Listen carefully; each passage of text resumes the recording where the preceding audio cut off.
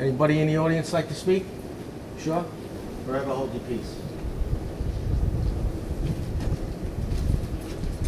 Jeffrey Roth, 20 Frank Avenue. Nice new projector. Was that done in-house or outsourced? Is that a complicated question?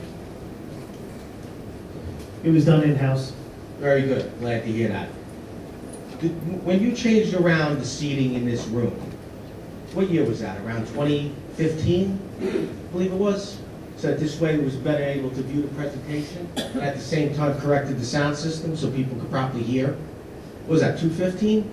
Because I started attending meetings till 2011, and it wasn't until I forced your hand by saying that I was going to contact the American Disabilities because of my hearing impairment, that you not only corrected the seating, but corrected the sound system. So let's just put that on record right there.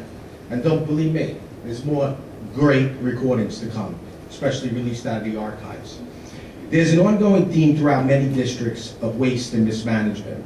This district refuses to acknowledge that many of their electrical and technology projects were not thought through with a cost-effective long-term plan for scalability. The consensus amongst many of this district's community and employees is that it does not matter what you say or do, the administration will do what they want. And even if there is an alternative idea that is correct and more cost-effective, if it was not the administrator's idea, then it will not be considered. I'm here to put on record how this district wasted our school taxes, which could have been allocated to further enhance the quality of education for future students. In this time of digital mass media communications, empowering the taxpayer to record, archive, and broadcast via social media, business as usual will no longer be able to continue. The informed public will not tolerate or accept being presented with partial facts or half-truths.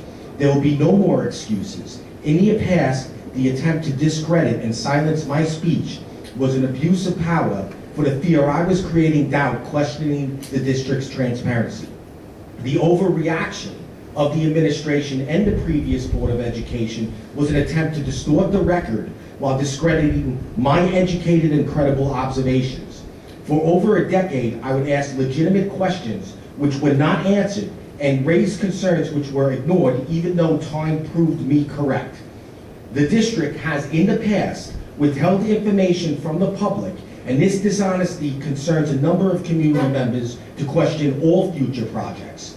Time has proven whose integrity should be questioned, and I have faith that in these digital times, advocates will not be so easily silenced or discredited.